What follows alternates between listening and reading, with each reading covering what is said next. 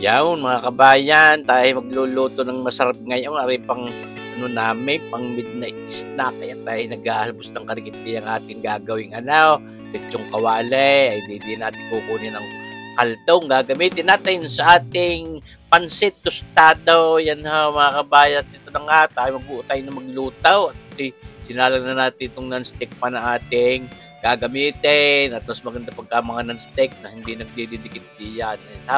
Lagyan natin ng mantika ng papagayaan nang sa gayon ni Ede tayo makapagprito muna din ang ating mga pansahog, yung ating pork liempo, syempre naman, tsaka atay. Yan kita nyo magaya ay para pwede na. Huwag natin itulaw yun. Tunay naman. Napakasarap din naman ng ring akin gagawin nga rin pansit tostado. Okay, ilang beses na rin naman nakapagluto ng papagarin na ipakita ko na rin sa inyo. So mga hindi pa ho nakakapanuaw, naku, napakadali lang naman kung lutuin na rin pansit tostado at sana makasubok ni kay sa isang araw o kahit bukas agad. Yan mga kabayan, piniprito lang muna natin ng papagaya itong ating pork belling iyan, o liempo, kambayadaw. Kita nyo bagay ito. Dami ko ng lahat. Yan sa nakakapanurin nyo ngayon at sinasaboy-saboy ng karikit na tubig. Ang sa gayon ni yung bali yun yung kaldaw pala, hindi ba sa tubig yun, may lasa na rin po ito ating kinukulo para lumambot yung ating pork belling iyan. And tuloy lang ating pagpiprito na hindi man para palutungin iyan, para mapalambot din natin, siyempre naman. Kaya ating lalagyan ngayon din ang karikit na oyster sauce, baka hanapin mga kalahating kutsarita lang yan.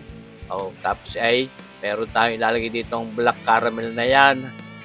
Isang kutsarita para dumag-im yan dahil tostado kailangan makulit, madagim ang kulay niyang ating pansit tostadong iyan, pati ang mga pansahog na yan. At tuloy lalagyan pa rin ng kaldaw, nasaboy-saboyan natin mga kabayan. Ganyan ang mapalambot natin itong pork belling ito. Mahirap naman pagkain matigas, pero sabi ko nga hindi naman para palutungin. Yan katapos sa ating kulub-kulubin niya papagayan, ay di may mga inilambot na yan. Siyempre naman, kung kaya lagay sa apoy pag hindi ka lumambot. Yan kita nyo baga sauce para si Pau tawaray. Ilalagay na natin itong ating atay ng baboy na ito. Napakasarap din naman sa mga papagayan, mga pansay. Lalo sa lumay, naku, pagka walang atay ng lumay, naku, hanapin ka.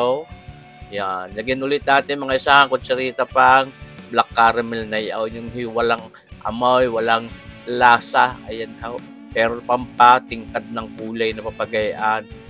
Tingnan mo, lagyan natin karikit na asukal, mga kalahating kutsarita para may tamis ng karikit. Ayan kita nyo hanguin na natin. Baka maangang yung atay, kumunat. Nakaw hindi masarap. Ayan ating tinitigis nila ng karikit iyan, mga kabayan. Tayo di na rin magsasangkot siya ng ating bawang na yan. Kita nyo bagahaw mga kabayan. Talaga namang simple-simple napapanood ninyong itaw ay sauce. Subukan ninyo din gumawa ng papagaranay mga kabayan. Talagang kakaiba rin naman ang sarap. Pansit tostado, parang ini-stir fry lang natin ng yung pansit Mickey yan At yan, naglagay na rin tayo ng ating kalahating sibuyas na puti, kasi puti na aking budhay. Yung sitpon nyo na iyan, mga kabayan. Yung kalahati, iubud-bud natin mamaya pagluto na para may crunch, para mas malinamnam. Kontra, umay, at lalagyan ng paminta sa inyo napapanood niya, marami-ramay para mas masarap. At may tatlong siling demonyo, yan.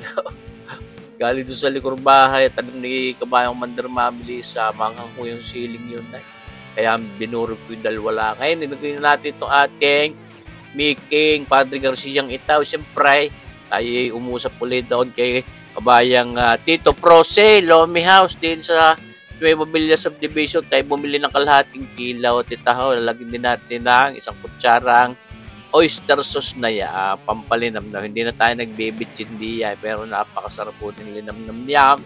Oyster sauce na yan, mga kabayan. Then ating pinagugulong-gulong lang din sa ating non-stick pan. Kaya sabi ko nga magandang magluto ng gayang mga tostado din sa non-stick pan. Nang sa gayang hindi nadikit ang pansit, ang Mickey, hindi ho nalulugas. Kaya karikit lang na kaldong ilalagay natin diyan, mga 1/8 cup laang.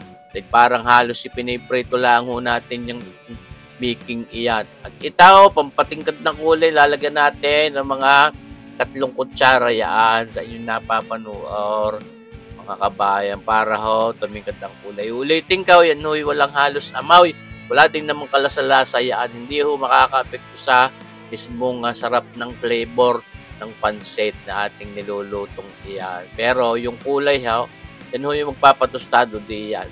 Ngayon, ayaw din naman sobrang itim na itim. Basta yun kaya sinabing tostado, ay di ganyan nga ho, wala akong sabaw, walang mga sarsa. At yun halos igang-igang yan, mga kabayan.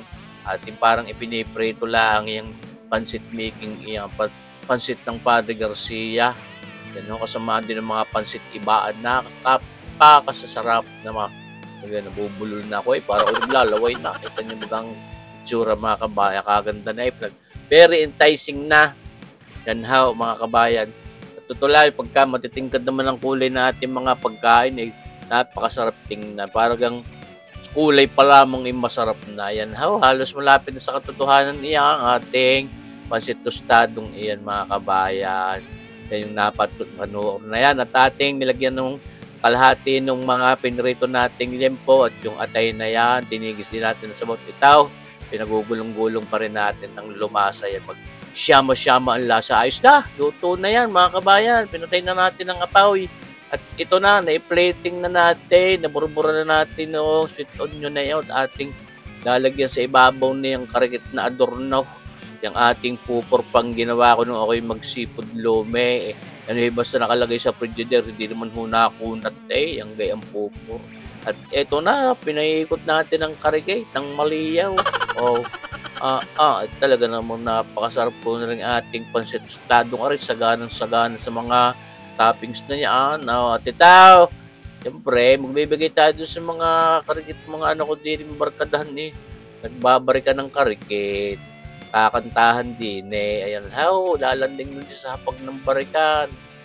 Di baga ho, tuwan-tuwa, siyempre naman, bagong-bago luto. Tapos aray, pwede rin pulutanin. Kasagpin yung mga binabarik na yan. Ayaw, sos, marsipaw at itaw. Siyempre naman, lalantak naman kami sa pag ng lantakan. Yan, si kabayang mga bunsaw. Aming bebe, si Prite, di bagahaw. Ito naman, lalantak din itong ating pansit tostadong yan.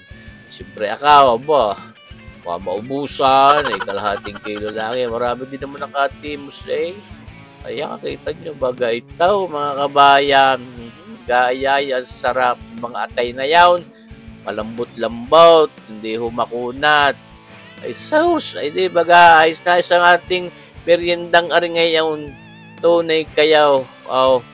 Sa oras na rin nilalantakan namin aking ini-edit day na di baga ayos na ayos. Maraming salamat sa inyong panonood, mga kabayan. Abangan nyo pa rin sana ang ating mga susunod pang videos. Mabuhay tayong lahat. God bless!